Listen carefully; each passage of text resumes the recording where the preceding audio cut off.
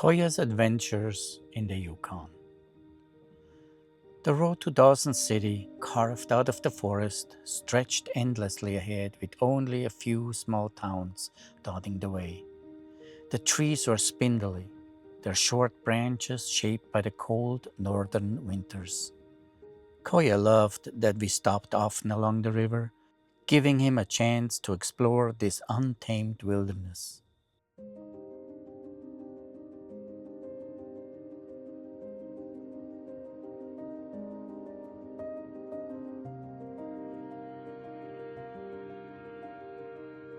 On one of these adventures, Koya spotted a huge porcupine, a rodent cloaked in sharp quills that defended it from predators, or pesky puppies. This one was big, waddling with a rustle of quills that sounded like a rattling fan. Koya, half its size and twice as fast, couldn't figure out how to approach it. The porcupine always turned its prickly backside toward him, and it was definitely not wise to get too close. Eventually, the porcupine disappeared into the bush and we continued our journey. Nearing our destination, we stopped again, this time to watch a family of beavers cruising through the dammed-up pond. The sunset reflected beautifully in the still water, disturbed only by the ripples trailing the beavers. With loud slaps of the tail, they vanished beneath the surface, only to reappear somewhere else. Koya swam beside them, watching their slick bodies glide through the water like silent submarines. The beavers, relentless, clever architects, are changing the flow of the river with hard work to build their home and create wetlands that support fish, birds, amphibians, and other wildlife. Koya, a ball of sunshine with fur like spun gold, arrived in Dawson City with a wagging tail and a heart full of puppy wonder. The Yukon, painted in emerald greens and sapphire blues, was nothing like his warm California home. But to Koya, every dandelion was a treasure, and the Yukon River was his personal water park. He would bounce through fields of dandelions, sending puffs of white seeds flying. He paddled in the river with clumsy paws and chased salmon that shimmered like red arrows.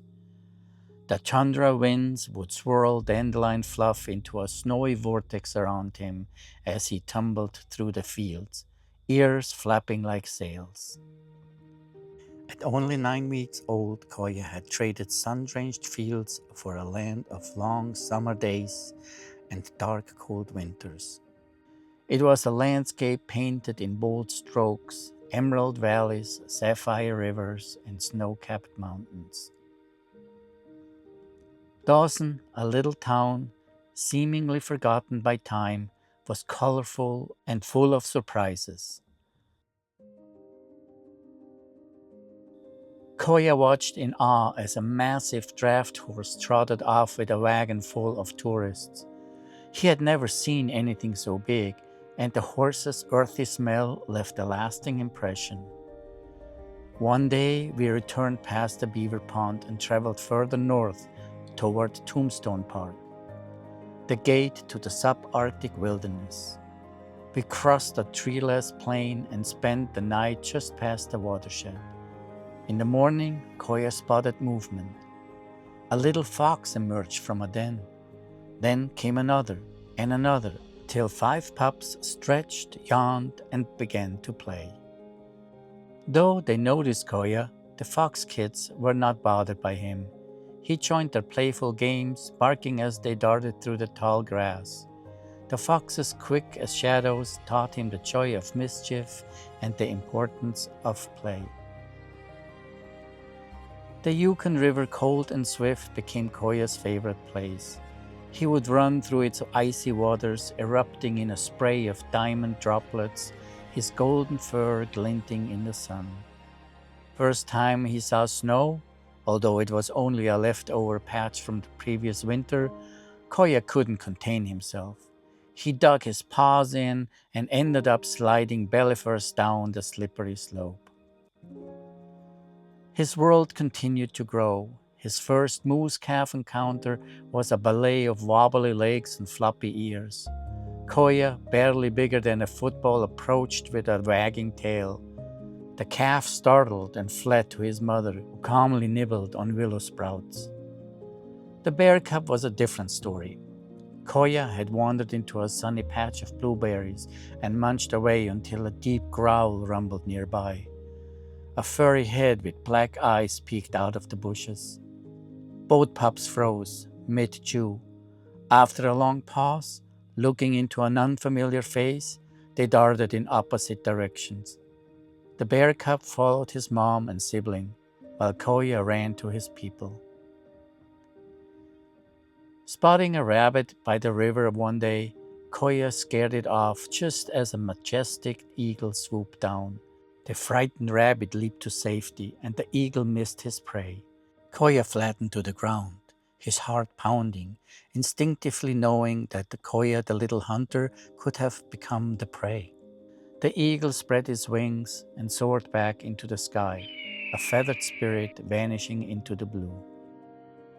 One day, high in the mountains, Koya saw mountain goats dance across sheer cliffs. He tried to follow, but his paws slipped on the loose rocks. He watched the goat leap effortlessly up the steep cliffs. One paused, meeting Koya's eyes before turning to gaze out over the valley. From his unreachable perch, the goat grazed calmly and licked salt from the rocks, a sure-footed master of the mountain world. Koya learned to rely on his nose to navigate the wilderness. Following a strong musky scent, he soon realized that the big boulder in front of him was actually a huge bison. The sight of this old solitary bull sent shivers down Koya's spine. The bison had been napping in the sunshine and was not very pleased to be disturbed. The stoic guardian of the plains that whispered tales of ancient strength and resilience slowly got up and followed his herd. Koya met many moose moms during his adventures. By now he knew to keep a respectful distance. Those mothers would charge to protect their calves, and their hoofs were not to be trifled with. With each new encounter, Koya's understanding of the wild deepened. He learned the language of chirps, grunts, and howls and huffs, the communication of a world older than words. He knew the scent of every creature and listened closely to the call of the wild. Fall came fast and winter crept close behind.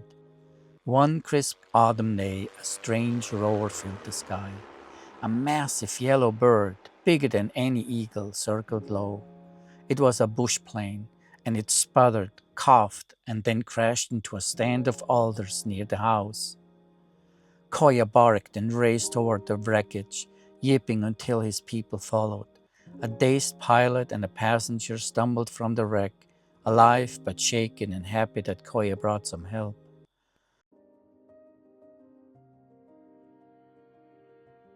The frosty breath of winter painted the Yukon white. The first snow didn't melt, it stayed, layer upon layer. Dandelions were gone, replaced by snow sculptures and frozen silence. The Yukon River froze, turning into a path instead of a playground. Koya found new friends, a pack of sled dogs. With Sparky, his best buddy, on his side, he learned to be part of the team and pulled a sled across the snowy wild. His thick golden coat kept out the biting wind, and he ran with joy through the frosted world.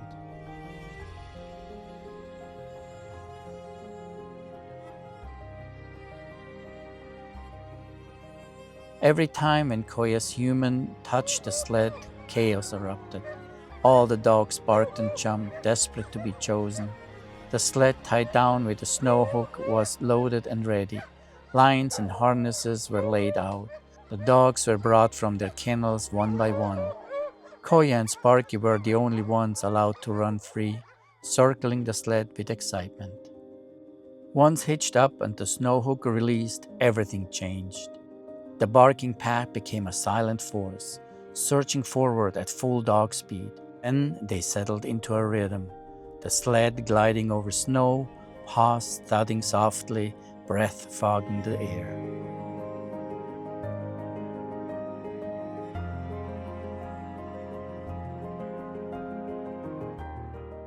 You can describe a star-filled sky, but only seeing it reveals its magic. And when northern light stands above the trail, green and violet curtains rippling across the heavens, it felt like another world. The cold faded, only the sound of the sled runners and 40 paws rushing forward remained. The winter was full of sledding adventures. Then, one day, a breeze from the south blew in, a chinook. It melted snow and ice in hours. Birds returned, cranes chased and geese. Bears stirred from the hibernation. The trees started to bud and flowers peeked through the thawing earth. Spring had arrived. The breaking of the river ice signaled the end of Koya's first Yukon year. He stood on a towering ice block the river had pushed on shore, watching the river flow again. He was no longer a clumsy pup, now strong, graceful, and wise. His first year had been a blur of dandelions and snowfall, wildlife and wonder. He had faced fears, made lifelong friends, and learned to survive in the harshest of landscapes. He had pulled a sled, helped a pilot, and found joy in the silent wild. Koya, once a golden pup from California, was now a Yukon adventurer, a dog with a heart full of stories and a spirit as wild as the northern winds. Like and follow for more of Koya's adventures.